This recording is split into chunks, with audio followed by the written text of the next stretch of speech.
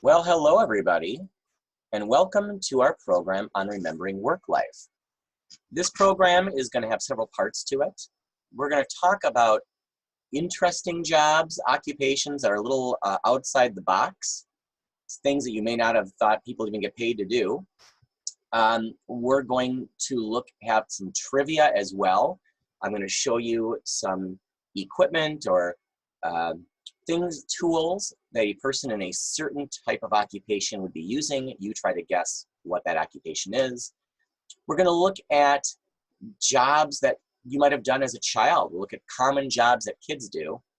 And finally, we'll even look at jobs that are going extinct. We're losing these jobs, or they're no longer around anymore. The world has gone forward, technology has advanced, and these jobs no longer exist. Throughout all this program, I hope you take this time to engage in some of the trivia, talk about some of the memories that these photographs might invoke, and then just enjoy the reminiscence. So again, remembering work life. So first we're going to talk about interesting jobs. Jobs, again, that are a little unorthodox. And we start with a job that I wouldn't do well at because I would eat all my profits. And that is a hot dog vendor in a big city like New York. I don't know if anyone listening has ever sold food at a concession stand or whatever you had. Maybe you had a food truck. Probably not, but maybe you did. Anyways, in New York, got a good corner. A hot dog vendor will pull down as much as $100,000 or more a year. Now, that would be a great salary here in Minnesota. In New York, $100,000 a year doesn't quite stretch so much. But still, I thought it was rather surprising that you can sell hot dogs and hot pretzels, things like that, and make $100,000 a year. And boy, I would like to take that hot dog out of that man's hand. On a top 10 list of jobs I really don't want to do, this would definitely be in that top 10, and that is ostrich sitter. Yes, there are people making $15 an hour to wrestle with giant birds who want to peck and stomp them. And you can see this man is having a nice exchange, if you will, with a rampaging ostrich. An ostrich sitter's job, make sure they have a balanced diet, that the area they live in is relatively clean, and that the ostriches don't peck each other too much. And for that glorious work, you get between $10 and $15 an hour. I wonder if they're hiring. A job I would be incredibly interested in. This would be on my list of top 10 jobs I would like to do. The ice cream taster. There are people hired by these big ice cream companies to essentially test the consistency, the flavor, the coloration, make sure that the product that is coming out on the assembly line is what Edie's or some other, or Kemp's or other brands want to sell to the consumer. It says here that a person with this job may sample as much as 60 cartons of ice cream every day. That is right, 60 cartons. Well, you do need to have a degree in chemistry, which would be a little problematic as my degree is in human services. I didn't do a lot of chemistry at school, but I could probably maintain a strict diet in order to eat more ice cream. So, what a great job. And a veteran taster like this smiling guy here pulls down $60,000 or more a year. I would be happy to. What is your favorite flavor on this screen? We've got Rocky Road, butter pecan. We have a chocolate raspberry. We have good old-fashioned strawberry. And something else that I can't read. I think I'd have to go for the Rocky Road. How many of you thought to yourself, when I grow up, I'm going to be a professional mascot? I'm guessing not many of you chimed in on that. But here's what's an interesting thing. A professional sports mascot can earn on average $70,000 a year And the San Diego chicken, the man, really an athlete, who puts on the San Diego chicken outfit, makes $350,000 a year plus benefits.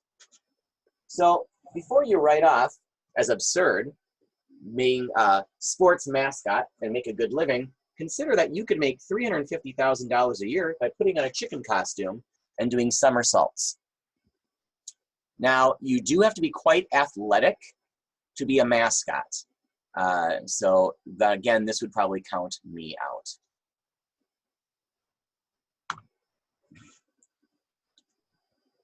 Arguably, one of the most boring jobs to have ever exist would be the citrus fruit dryer. The role of the citrus fruit dryer is to dry off and clean fruit. They wash the fruit and towel it off and make about $24,000 a year or $12 an hour.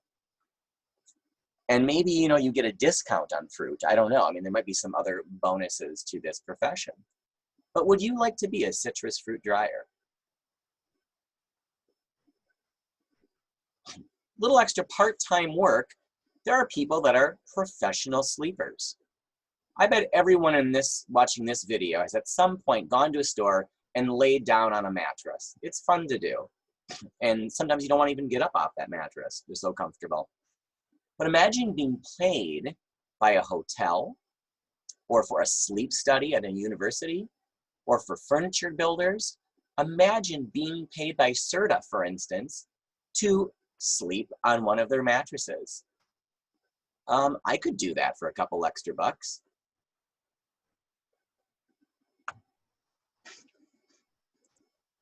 Well, this job may not have the prestige of the ice cream tester, but just like there are people that taste ice cream to look for consistencies, there are people that are hired to sample dog food and cat foods. And this fine gentleman here is smiling because, well, yes, he actually is tasting dog food all day and every day. Again, looking for quality, for consistency, for texture, for all sorts of things. He is making a six-figure salary. So, to make $100,000 or $200,000 a year testing dog food, I'm not above that. By the way, the title would be Pet Food Technologist. Thank you very much. Some jobs are more dignified than others, and the odor tester is not a job you necessarily would brag about with your friends. What do you do all day, Irene, at work? Well, I smell people's armpits. How about you? How's your day going? But indeed, there is a job, odor tester, and as you can imagine, antiperspirant and deodorant companies are hiring these odor testers to see if their project works. So they might have somebody work out vigorously, put their deodorant on beforehand, and see, does the deodorant or antiperspirant hold up? And these wonderful chemistry grads, everyone has to have a chemistry degree, get to go and then smell their armpits. What else is there to say? Some jobs are a little bit in the gray area when it comes to morality. One of those would be the fake review writer. I'm sure all of you are aware, many of you may use the internet now to shop. Whether you do or you do not, shopping on the internet is very quickly overtaking going to brick and mortar stores, particularly in these days. And so having good reviews for your product can be make or break. So I'd like to believe when I'm reading a 4-star review for a certain product I'd like to purchase that the review was authentic. Unfortunately, no, not always. There are professional writers out there that get paid between $100 and $400 per review, $400 per review to make up a review. Oh, I absolutely loved this gourmet designer coffee by so-and-so. Reality, I don't drink coffee. But You're gonna pay me $100? Maybe I would do it. Would anyone listening be willing to put aside their ethics a little bit to write a fake review for a product and then get a $400 check?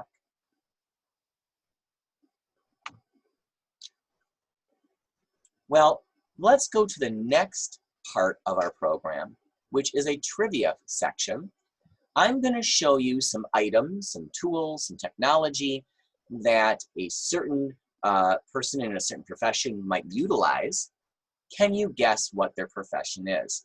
I think we'll start a little easy here. So you're looking at the screen, you see paint tray, trim roller, roller frame, donut roller, probably does not taste like a donut, roller cover, and pad painter. Can you infer from this photograph what the profession is? And of course, this one is fairly easy. I'm assuming you said professional painter. So that would be a big job there. Professional painters, they can make a very good living. And depending on what you do, you can make, you know, the job can be very safe. It can be relatively dangerous. It just depends on what you're doing. But here, somebody with a very large mansion, very large house, is having someone paint the trim on their window. By the way, as you're sitting watching this, let me ask you, did you ever try to paint the exterior of your home? Maybe if you had a wood exterior? I tell you, it is not an easy thing to do. And I recall my father having to do this, and he was painting the trim around our front door, and I will never forget, I was young, but I remember the day, geese flew overhead, and the geese opened the bomb doors and pelted some of our front door, and my father was less than happy about that. Well, can you guess what this profession may be? I think the books that are standing on the desk there, law, might give you an idea. The occupation would be, of course, an attorney. Any of you practice law that are listening? Have any of you been on a jury? I personally have never been called up for jury duty, and I'm okay with that. Let's take a look at these items. Can you guess what this person might do for a living based on what you see? Let's take another minute here. I would like you to really take a look at the objects in the picture. You can see a device to look inside someone's ears or down their throat, to do temperature checks. Here's a blood pressure cuff. What might this profession be? Well, if you said general practitioner, you're right on. The good old family doctor. These are sort of some of the staples that a family doctor, tools that a family doctor would use when you go in.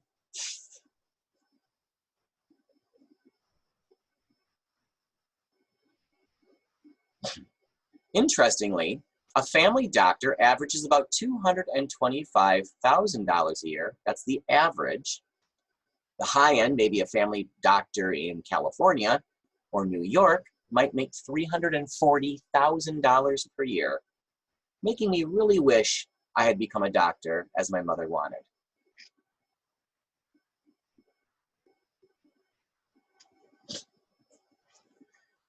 Well, looking at these implements, you might say to yourself, I know what this person does, and they're not making $350,000 a year. You'd probably be right, unless they're doing this for celebrities. So what would this occupation be? We've got a hair dryer, we've got some clippers, brushes, curlers. So yes, you probably said a hair stylist. These would be tools very commonly used for a hairstylist.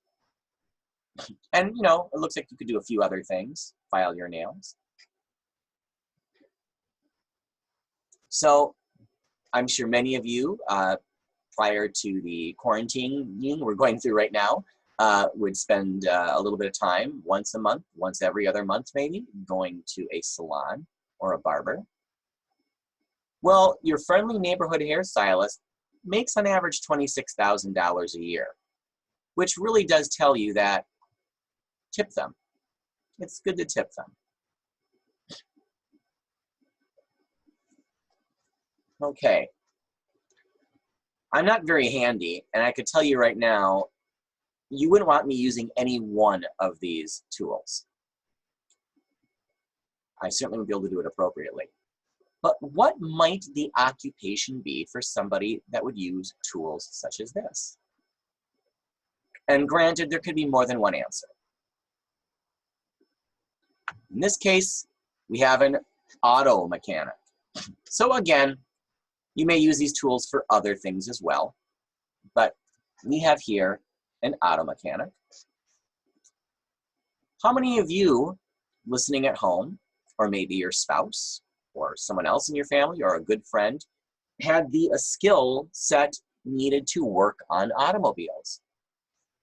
Particularly buying maybe classic cars, or you might remember when you were younger, you could go into the driveway, open up the hood, and you could change the oil, you could do all sorts of things with cars. Nowadays, working on a car is quite difficult because they're pretty technologically advanced. A car mechanic, on average, these are averages by the way, about $40,000 a year. That's not a whole lot. Often mechanics get paid on the amount of work that they do. Certainly as a mechanic, you can make more than that.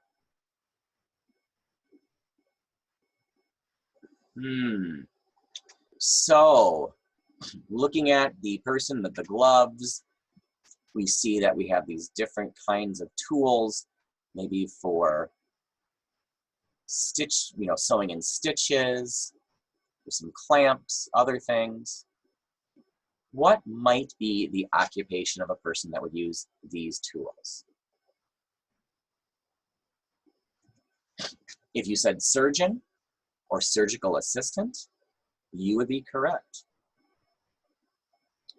Surgeons, very, very difficult profession to get in. The schooling is expensive. A lot of people certainly drop out of these specialized medicines, but you can earn on average $500,000 a year. That's what an orthopedic surgeon may make. Cardiologist makes around the same. There's other specialists like urologists, neurologists. So being a surgeon is very, very lucrative. Again, the average is $500,000 a year, but imagine how few people can really become a surgeon. Is this a job you would like to do? Would you feel comfortable having the life of somebody in your hands?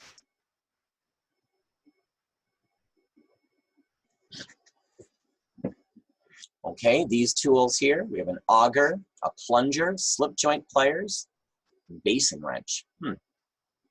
What might be the occupation of somebody that would use these tools? I think some people are saying plumber, and you'd be absolutely right. The plumber would use tools like that on the preceding slide. You know, generally, $50,000 a year is an average for a plumber, but really plumbers make much more, particularly a master plumber. So I have several plumbers in my family, and I know that my uncle pulls down more than $52,000 a year. Hard job, hard on your body. Any plumbers listening right now?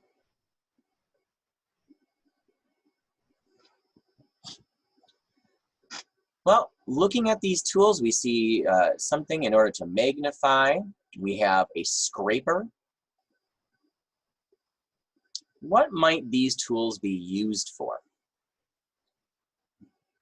Well, you may be saying dentist or dental technologist, right? A dental assistant or a hygiene assistant. So the people that are going to look at, clean, work on your teeth would use tools such as this. Dentists make good livings. So the average dentist can earn $174,000 a year. If you're an oral surgeon, $242,000 a year. Now these are 2017 numbers. It's 4 or 5 years later, so, well, it's not, it's 3 years later. So it could be higher.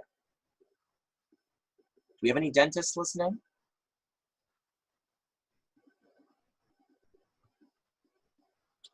Okay, we've got some interesting varied shaped tubes. We've got very pretty colored liquids, beakers. What would be the occupation of somebody that would use a setup such as this?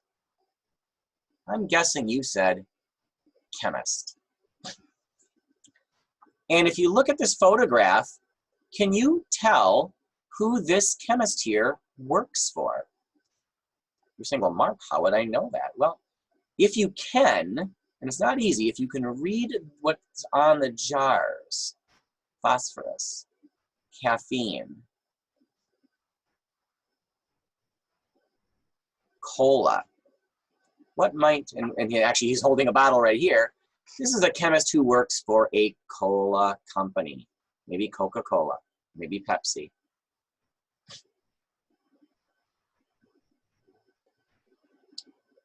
Chemists, their salaries can really vary, but you know, typically they start around $50,000, $60,000 a year, maybe even less depending on where you work.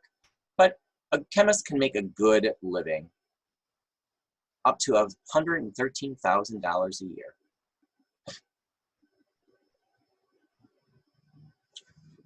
So this is rather old-fashioned, but looking at this photograph, can you tell me the occupation of the person that would have a setup like this? Now, I think one of the keys to answering this is right here, the word fair. Though I think there's very little that's fair about the rates. Well, this would be a great fair, but of course, this machine probably goes back to the 50s or 40s. You probably said taxi driver, and you are absolutely right. Here is a nostalgic photo. Interestingly, you can tell the era of this photo in part by looking at what it says on the back of his seat. Don't kill Americans by careless talk. Now, what time in our history might you see signs saying things like, don't kill Americans by careless talk? Loose lips sink ships. You might be thinking World War II. Today, a typical cab driver makes around $30,000 a year, and they often have to, eventually they try to buy their cab, so some of their profits go back into owning their vehicle. So you're not going to make a great living driving a cab. You can see this is a rather old-fashioned setup here, and there are the little signs: 16th Street, Connecticut Avenue, Penn Avenue.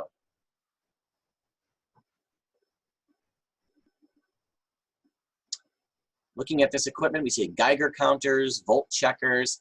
What might be the occupation of somebody that would use these materials? I bet you said electrician. Electricians average about $50,000 a year. I would really imagine that master electrician, someone who's a veteran in this field, is earning much more than that. Okay, we have a holster, we have handcuffs, billy club. I think you're guessing the same thing I am. Law enforcement officer. And here's a photo of a traffic cop going back to the 50s. Remember the traffic police? You don't see many traffic cops anymore, do you? Or the beat cops that would walk up and down the sidewalks of a city or a town.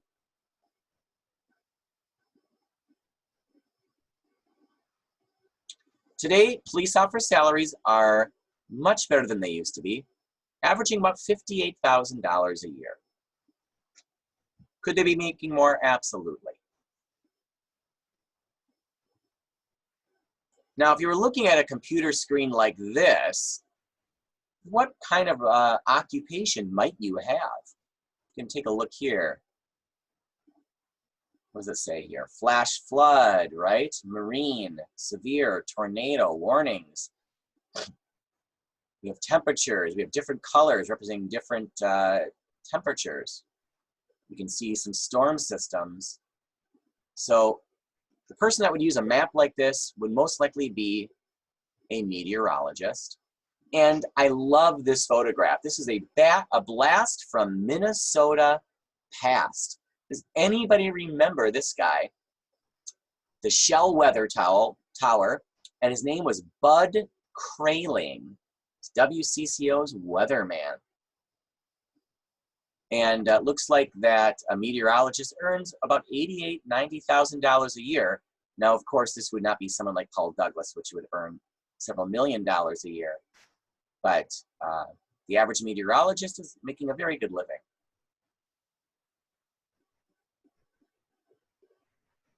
High tech, huh? So this section is about jobs we did as kids. Oh, who can relate to this picture right here? Looks like maybe a Norman Rockwell, doesn't it? So jobs we did when we were younger. What's happening in this photograph? You can tell it's about the 1950s, and we're looking at a car hop, right? And sometimes you'd go to these drive-ins, and the car hops might even ride roller skates. Not always. I bet many of you remember going to a drive-in for a burger, a malt, French fries, whatever it might be. It was a place to see friends, right? Take your date. Friday nights, Saturdays. Place to be was the drive-in. And there's a drive-in worker on roller skates. If that was me, I would be falling at this point and spilling everything on that trail. This is an occupation, well, I call it an occupation. This is a job that I did as a child. I didn't like it. My friend and I did do a newspaper route. I really hated how early in the morning you had to get up to get your papers and then start making the route. And you'd work so hard and go to so many houses, and then it'd be split $12. You know, it just, I don't know if that seemed like it. It was really worth all the work. But $6 when I was 10 or 11, 12, that was something.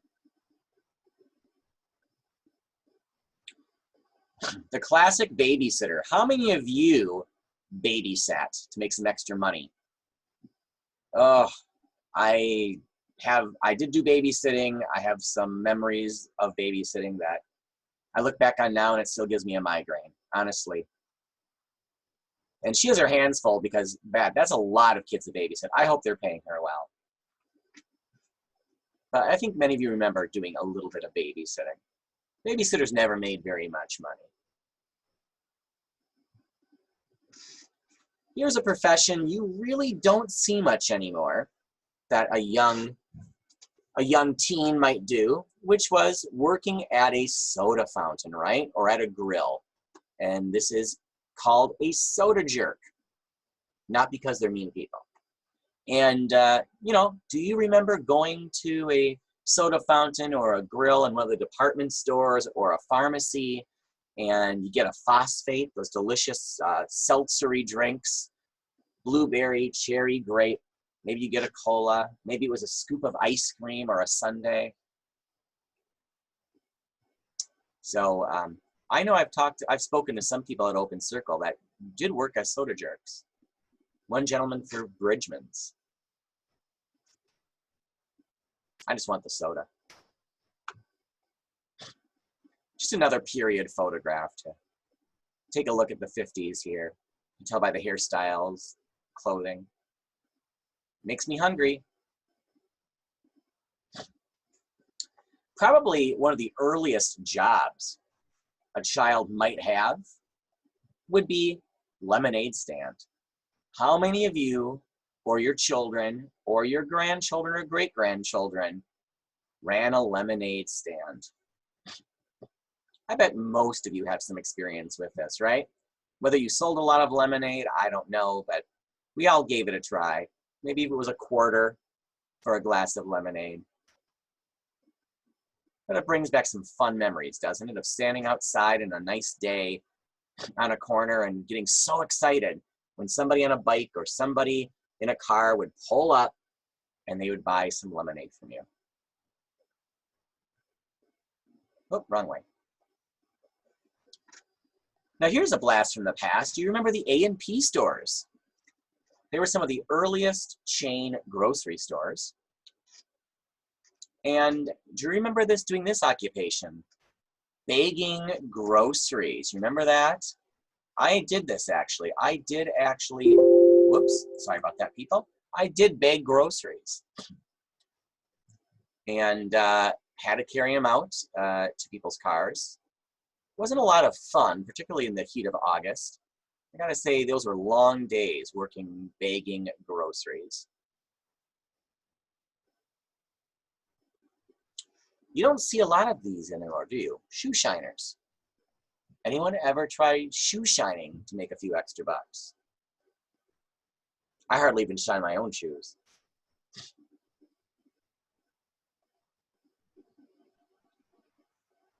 Or you could be a hotel clerk. I don't know if I was a hotel clerk, I'd be as happy as this guy right here.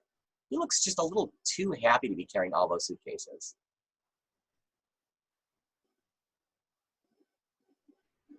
Oh, caddy. Yeah, I think a lot of people remember working at a golf course, if you've had one by you, as a caddy. Getting paid peanuts, really, to schlep around these very heavy bags of golf clubs. And hopefully the guy would tip you.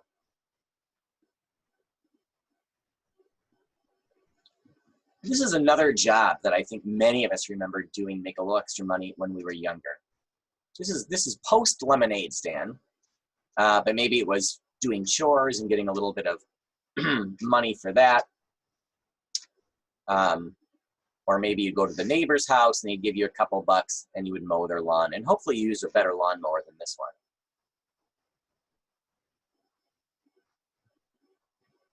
This is something that maybe if you grew up in a rural area, shucking corn.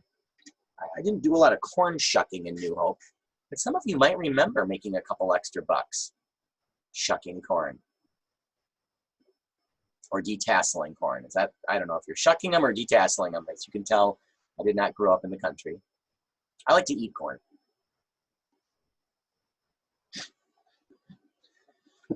A few jobs that are vanishing. They're still around, but we're beginning to lose these jobs. Well, it's hard to imagine that a fast food worker would be a job that's in danger, and there's still plenty of fast food workers, and this is another job you might have done as a teenager, by the way, working at a McDonald's or a Kentucky Fried Chicken or a Wendy's or wherever. But they're beginning to have robots. They're starting to introduce robots into these kitchens. So pretty soon, the person flipping those burgers won't be Tommy here. It'll be Mr. Robot, Tommy the Robot here. We're still a little ways away from this, but this is becoming more common. I like that they gave the robot eyebrows. Retail cashiers, again, something I did for a while. I bet some of you have been a cashier somewhere. You can't imagine this disappearing, but if you've been to the stores lately, I bet over time you're beginning to notice more and more of these self-checkout areas. That slowly but surely the cash registers, the aisles of cash registers are beginning to disappear a little bit, and we're getting more of these self-checkouts. Right now at Sam's Club, not only can you do self-checkout, you can even use your smartphone, your cell phone, and you can actually buy the goods at the store on your cell phone camera, using your cell phone camera. You pay for it on your phone. No one ever sees it. You do everything on your phone. You don't even go to one of these self-checkout stations. All to say that this job actually is disappearing. Travel agents. Well, why would travel agents be disappearing? We need to go places. People need vacations. Well, because you can go online now. You don't need to go and sit down with somebody for an hour or two and book your vacation, because you can go on the computer, go on the internet, and you can book your vacation for $75. Flight and hotel together. Save money, save time, and avoid going to the travel agent. Yes, postal workers are still around. My grandfather was a postal worker and a proud one, but they are beginning to disappear. They are actually disappearing because we are using the internet to send. So instead of sending letters to people, we're using email. Instead of having the post office deliver to your house, they're beginning to use robots called drones to deliver packages to a home. And they're automating the workers. There's much more automation going on, so they don't need as many postal workers as they used to. Taxi drivers are disappearing. Well, don't we still need taxi drivers? Yes, but now we're having companies like Uber come about, where you just use your phone, contact a person who is not a taxi driver, and that person will swing by and pick you up, and it's less fuss and it's cheaper. It's also a little weird because you're riding in somebody's car, you're not riding in an official taxi cab. The librarian job is still around, but it's really vanishing pretty quickly. They need less librarians now. Less people are graduating with this degree. Less people are being hired with this degree. Again, things are very automated. People are not checking out books at libraries like they used to. Everything's on the internet. The clock and watch repairer, this is a job that is really vanishing fast. It's not easy to find a clock or watch repairer anymore. Metal pourers and casters. This is a job that is disappearing because it can all be computerized now. Robots can do so much more than humans can. Lumberjacks. You simply aren't felling as many trees. And how about jobs that no longer exist? I love this little frieze from Mary Poppins. The chimney sweep. Not many chimney sweeps anymore. The ice delivery man. Who remembers getting a delivery of ice for your ice box? They'd cut these gigantic pieces of ice from frozen lakes and rivers. They would deliver it to your doorstep. Maybe you had a special bin that the ice would go into. Kept your ice box cold. Well, with refrigerators, you just don't need an ice box. You have a refrigerator. That means you don't need an ice man. Union Ice Company. What if that brings back some memories? Pin setters. Not a fun job. And right now, you don't need a pin setter because computers, basically this pins set themselves. Computers run the whole thing. They lift up the pins, they set the pins back down. You don't need a teenage boy or girl reaching in and grabbing the pins for you. There really are very, very few milkmen left. I bet many of you remember having the milkman come to your door. At least if when you were a kid, they came to your parents' door. You might deliver other things like butter and cream. There might be other things the milkman would bring.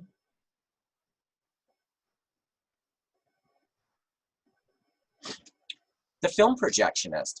This was actually a very difficult job to get. Right through the 80s, through my childhood, there were many, many people vying for a film projectionist job. It paid well.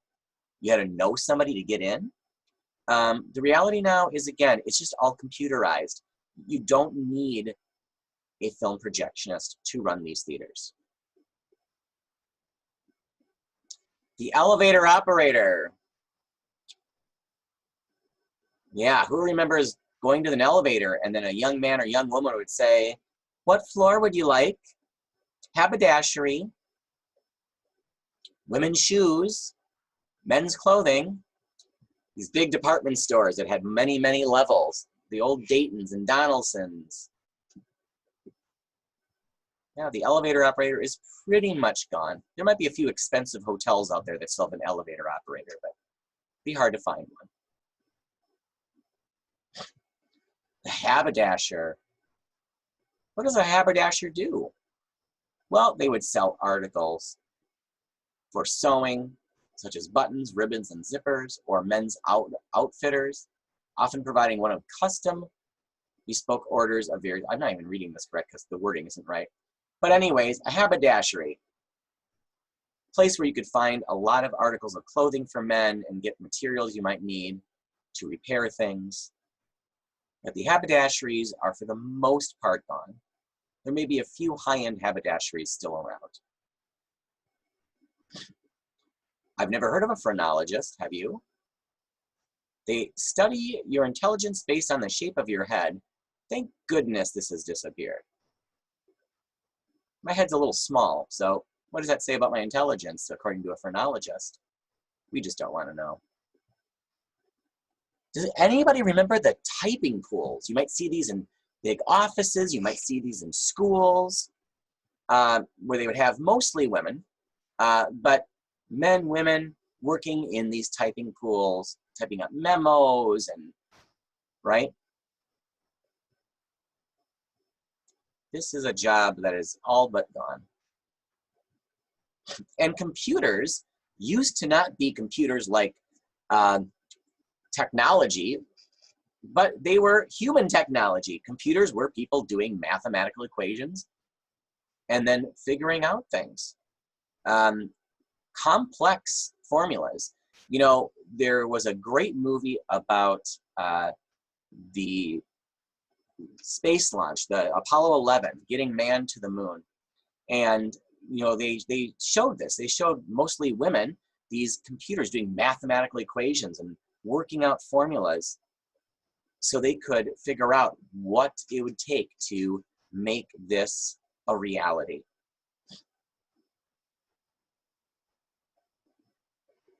Switchboard operators. I bet many of you remember dialing 0 and getting the operator and telling her the number that you would like to be patched into.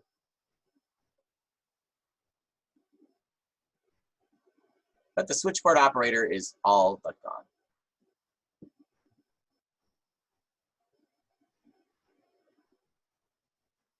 Well, the traveling salesman.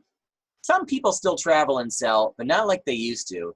And this here is the Fuller Brush Man, or something like the Fuller Brush Man. So selling shoe polishes and metal polishes and all sorts of brushes. Do you remember these salespeople coming to your door? Did you want to let them in? I think people trusted others more in those days.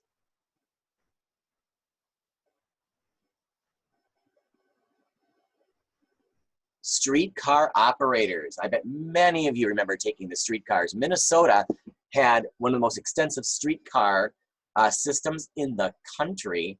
And by the mid-50s, we had torn it all up, sold them, or dumped the streetcars in the Great Lakes. The streetcar system was taken over by the buses, which are larger, more dangerous, and more smelly. You might remember taking the streetcar. Remember the gas station attendant? You didn't have to fill the gas yourself.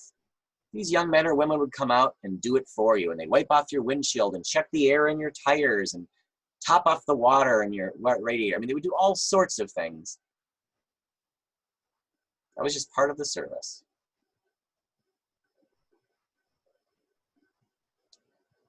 Radio program actors. All those sound effects and all these casts to make your favorite radio program happen. Jack Armstrong, the All-American Boy. Well, those days are certainly gone. We are out of time. I did have some more slides, but we'll save it for another day perhaps. I hope you enjoyed some of the photographs. Maybe they brought back some memories. There was some fun trivia in there. I enjoyed my time with you all and look forward to seeing you all again, virtually anyways, at this point, for more Open Circle programming. Thank you very much, and take care.